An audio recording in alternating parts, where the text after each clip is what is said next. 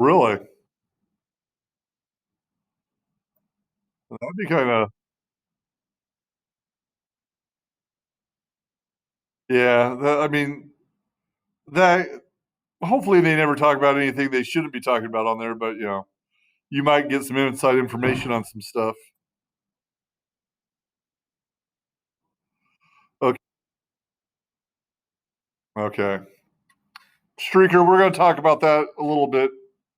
Um, actually, Chopper, he was probably enrolled in it, or they gave him the code by accident. Okay, first off, we're going to watch something real quick. Um, so actually, let me start off with this. So what's going on is we're going to cover some information today. We're going to talk about a few different things. We're going to talk a little bit about the ACT Aspire, and then you're going to have an assignment to do for tonight, which is a gizmo, unfortunately, but you're going to have a gizmo to do. We have a test on Thursday, which should be relatively easy, especially I'm going to go over it in a lot of detail with you today. So hopefully that should help you out a little bit. I am recording this and it'll all be loaded up in the Google Classroom here shortly. So the first thing we're going to do is we're going to watch a video, and this video was taken by some grad students out in California, working, I think, with the Monterey Aquarium. They're using an ROV out in the ocean, and I want you to watch the video, and we'll come back and talk about that in just a couple seconds. So let me start the video.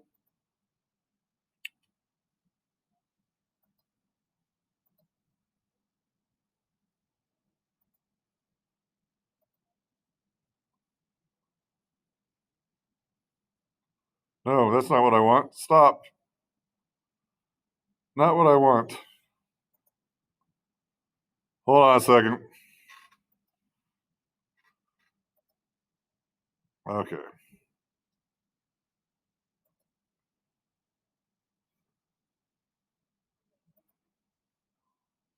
Let me try that again. This is about whale fall. So just pay attention to what they're looking at and what they're seeing. Is it all done? It's all here. Same place. Okay. And Chase wants to see. Yeah, we talked a little bit about it. I can give a bit of a browsing coach speech when I have to. I'm glad to hear that. So anyway, he came to me afterwards. I spent the last 15 minutes getting him my coach talk. So anyway. All right. Why is this not playing? What, the video? Oh, I'm to my class. There we go.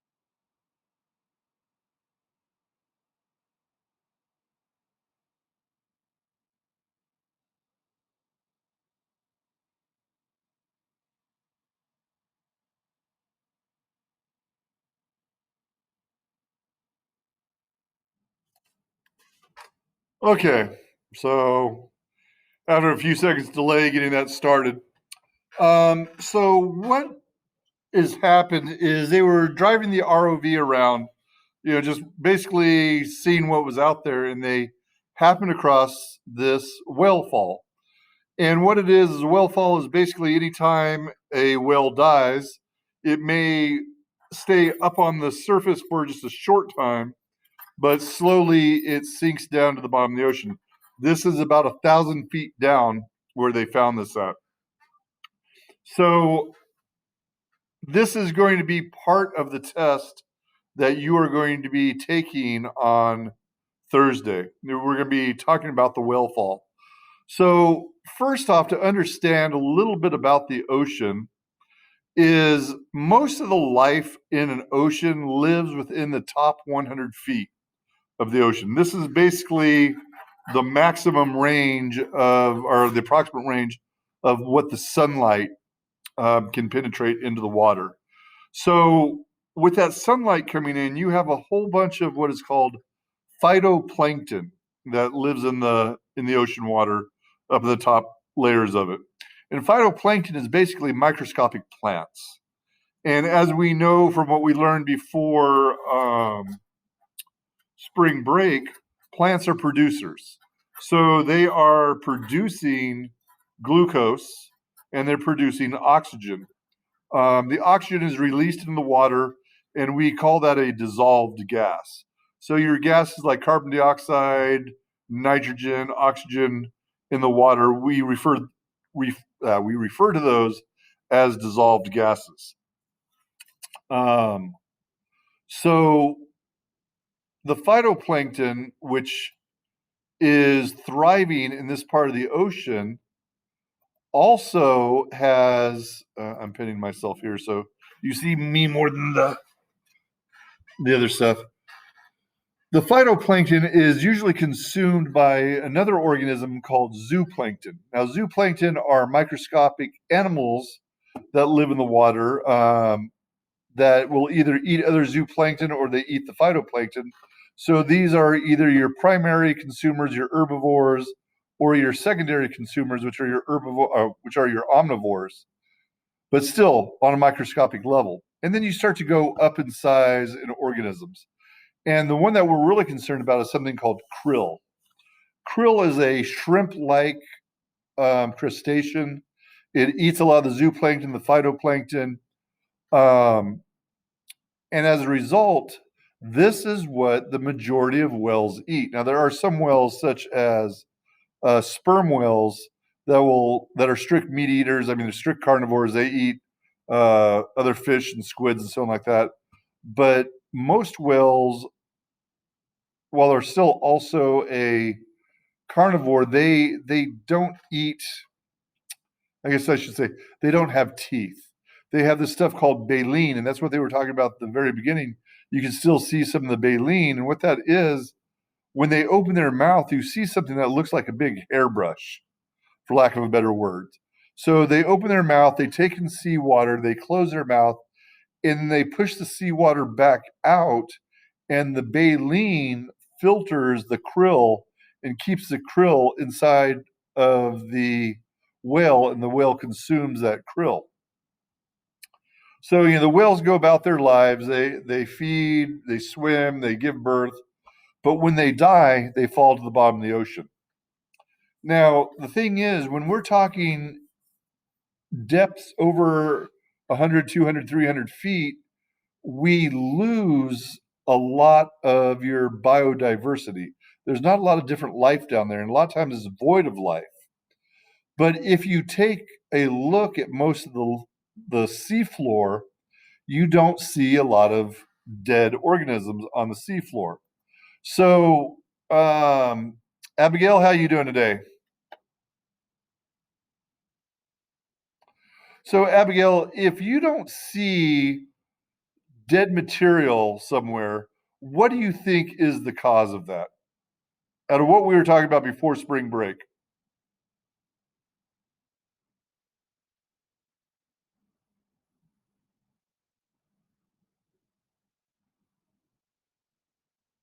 Not a problem. Not a problem. Carson.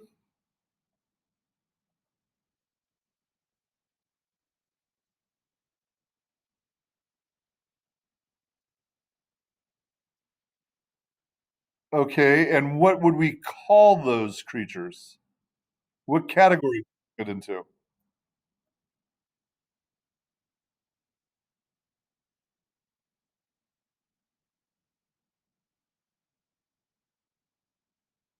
Okay, Jagadish, you're the first one with your hand up.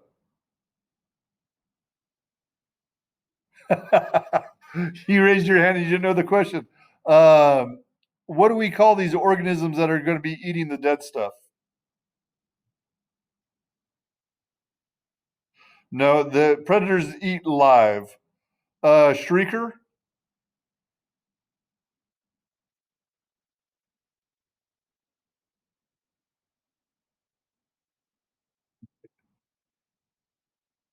decomposers was the big one I was looking for, but scavengers also.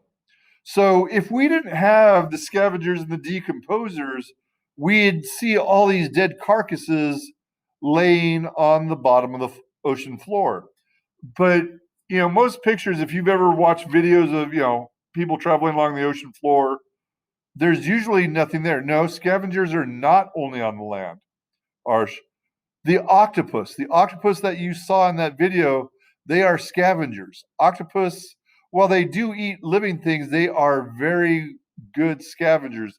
They love to clean the meat out of dead items.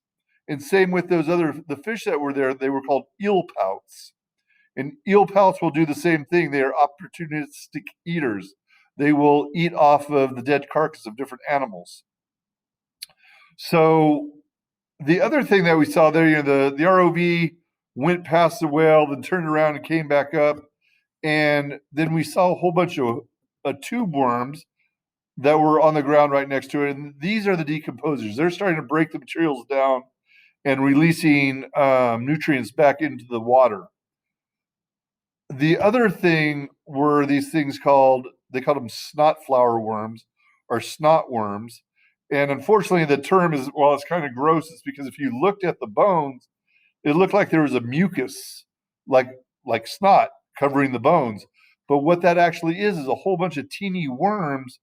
And what they are doing is they actually break into the bone, they break down the calcium in the bone, but they're going for the protein and the fats in the center of the bone, in the marrow of the bone.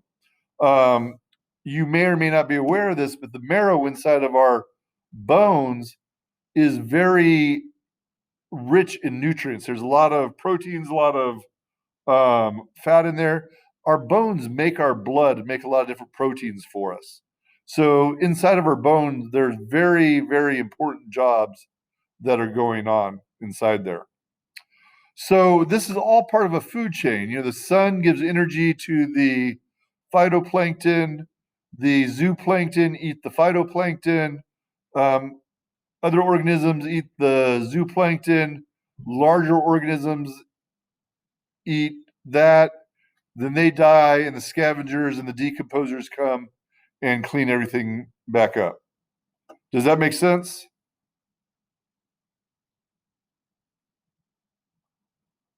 Yeah, I mean, you think about it, before that well fell, those things weren't there, but they have a sense, they're drawn to it.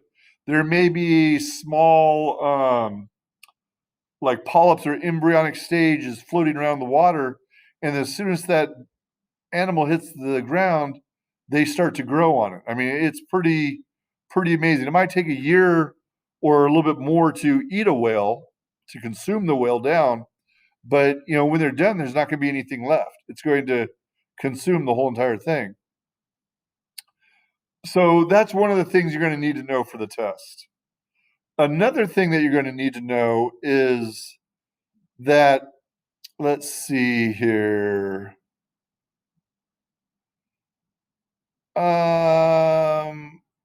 Jacob, so that far down underwater, there is extremely little oxygen in the water. There is oxygen, but very little oxygen.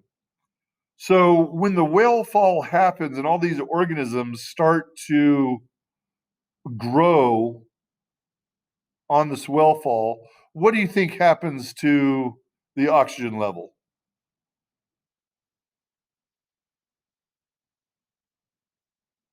How would it increase?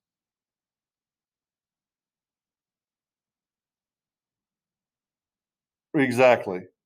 And then towards the very end, as the whale is almost completely devoured, Surpath, what do you think? Where do you think the oxygen levels stand there compared to the initial oxygen levels?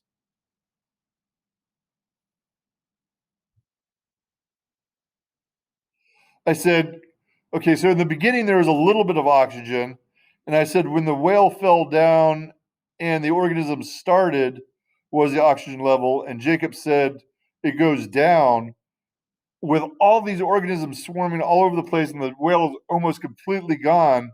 What do you think happens to the oxygen levels then? Do you think they're higher or lower than the beginning? Right. Because the more organisms are there, the oxygen levels are going to keep dropping down, down, down. So, Leighton, on the same token, a different dissolved gas, carbon dioxide, when the before the whale fall, the carbon dioxide levels were very, very low. What do you think happens as this whale is being consumed to the carbon dioxide levels?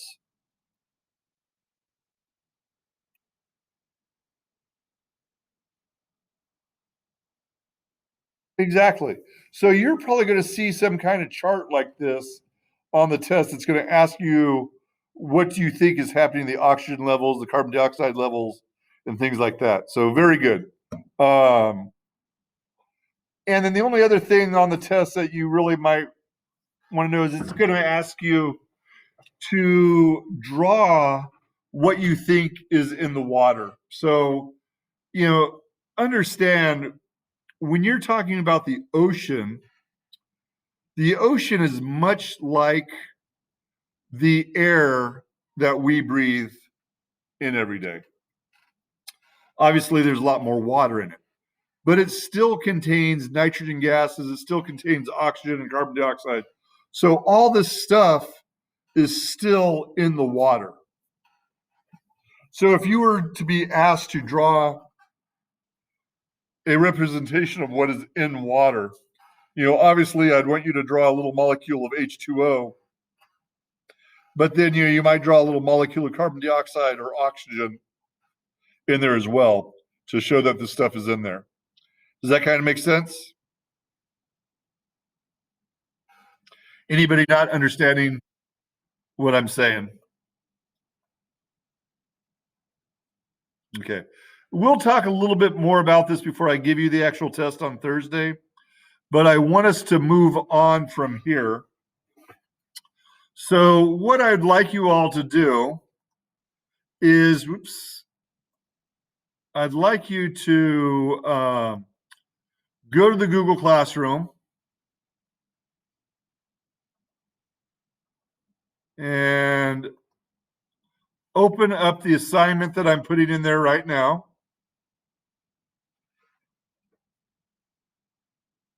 Let's go. Be there in just a second. It is called Test Nav and Gizmo.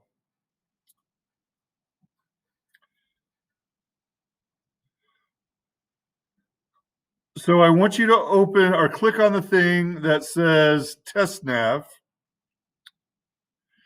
And when you do, it's going to ask you to put in a username. The username is Science7.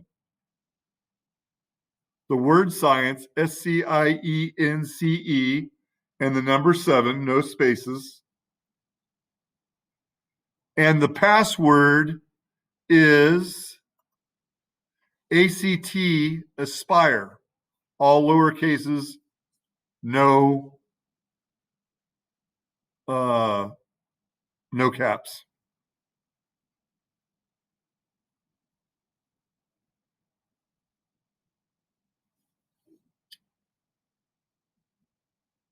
Anybody have any problems with this? Okay.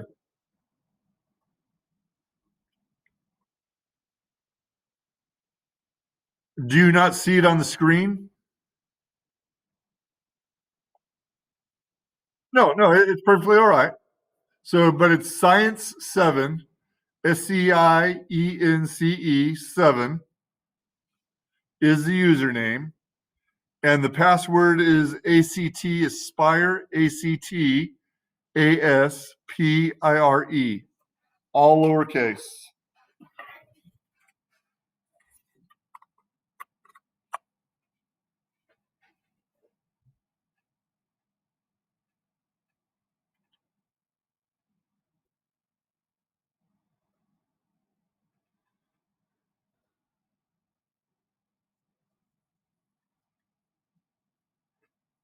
Okay. So now with that, when you are taking the ACT, so what's going to happen is on Monday and Tuesday, you are to report to Fulbright Junior High. You should be here between 8:15, 8:25. 8:15 is probably going to be the better time to be here. You're going to be given your room assignments. Now, excuse me, those of you who go to Lincoln and Washington, you should be starting at about the same approximate time. Um, so you show up to your school, you're going to be given your room assignment. Um, I know as far as my school goes, we have approximately 6 students in each class.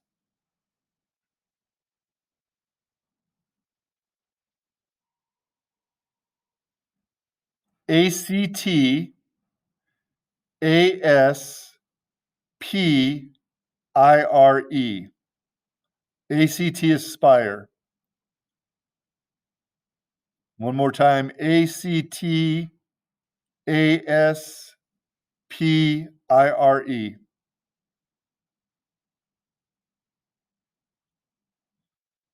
You're very welcome.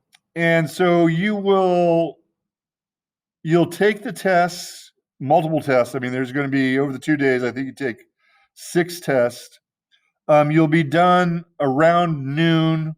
If you wish to stay here and eat, you're allowed to, but you'll be gone by 1 o'clock at the latest. Um, your parents should have already been contacted, um, and we just go from there. The science test is on the second day. It's on Tuesday. The science test is 60 minutes long. And I'm not sure, but I believe it's about 40 questions. Um, over spring break, I had a variety of students send me emails asking me what was going to be on the science portion of the ACT. Well, to tell you the truth, I have no idea. They don't tell the teachers, they don't tell the schools what is on the ACT Aspire. The reason why is they don't want us teaching to the test. So, what we're going to do is we're going to look at a practice ACT. And the thing is, you will probably see information in there that you have not been taught. And that is perfectly fine because everything you need to know to answer the questions are in there, are given to you in the narratives, or you're using your common sense to figure the answers out. So, with that, is there anybody who has not logged in yet?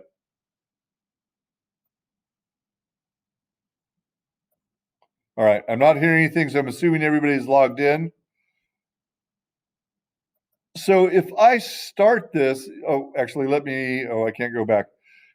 This one said there's one section, there's 14 questions, and you have 2 hours to finish it. Okay, that's great for this. This is not going to memorize any of the questions. I'm not going to see, if you were to take the test by itself, I would not see any of your answers. But what I do want you to do is there is another document in the classroom,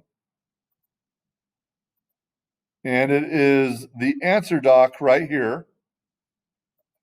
And when you click on it, it opens up and you can see there are 14 answer spots. You are going to write the answers in there from the ACT Aspire. So coming back to the ACT Aspire, I click Start. This is my narrative on the left-hand side. So in this instance, 7 questions are all going to use the same exact narrative. And then the next 7 questions are going to use a different narrative. So, here we're talking about worms and leaves. We have not talked anything about worms and leaves in this class, but I'm going to want you to read through the narrative and look at the answers. And then all you have to do is write down A, B, C, or D in the appropriate spot on the test. Now, before you start doing that, there are a couple tools right here. Let's say I don't understand this question. I can hit bookmark and I can skip a couple questions down the road. And it's like, ooh, which one did I miss? I can hit review and it will tell me, oops, I marked question number 1. I can click on that. It takes me right back to question 1. So if I need to come back to a question, bookmark it so go on with the test when you're, answered everything, come back and look at the ones you bookmarked. Or another tool they have is a answer eliminator. So I can click this, and let's say I look at this question, which kind of leaf was used in both? Well, I know it wasn't kudzu, and I know it wasn't the pipe vine, but I'm not sure about the other 2, so I'm going to come back to this one. So this just kind of helps you remember which ones, you can eliminate some answers that way. So far, does that make sense to everybody? Does anybody have any questions on that so far? Okay. I am not so worried about you getting the questions all right or wrong. I mean, I'd like you to get them all right. That would be ideal for me. But what I want, ideal for you and for me, I want you to go through, and there's certain sections like this, drag and drop. It says in investigation number 1, the caterpillars that only touched oak leaves was, you go through here and you look for the answer and you would drag it here, and the number of caterpillars that ate maple leaves, I'm going to say it was 4. So I want to make sure you understand that you can drag and drop stuff. And as far as the answer, just type in 7, 4, 7/4, or something like that. And then going on, there's another drag and drop. There's one where you have to, this is an open response question. Then you get in the new narrative. And the only thing here is this is just a matter of selecting these. You can see when I click on them, they highlight the color. That just means that, I've selected that one. I can click it again, and the color, goes away around it. And the rest of these are pretty much just a drop-down menu, picking something there. So I don't want you to spend very long on this. I want you to spend no more than about 15 minutes going through the practice test. It's going to be the same style, Ramchan. It's not going to be the same questions, but this is the style that it's going to be. You're going to have a narrative on the left-hand side. You're going to have questions on the right. And I just want you to get kind of familiar with that. Not a problem at all. And then so work on that for like the next 18 minutes or so, 20 minutes. If you don't finish this, that's fine. What I'm really more concerned about is that you look at all the different questions and make sure you know how to manipulate things. Look at a few of them, make sure you can figure out how to answer them. If there's something you have a question about, write it down, and we'll talk a little bit more about that on Thursday. Does that sound good?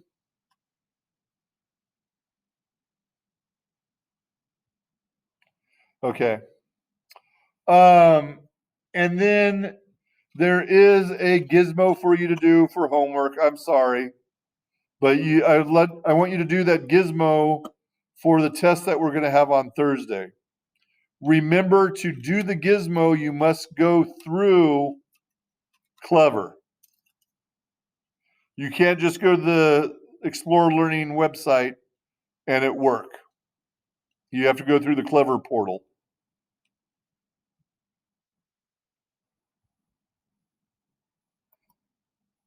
And with that being said, you may begin. I'm going to stop.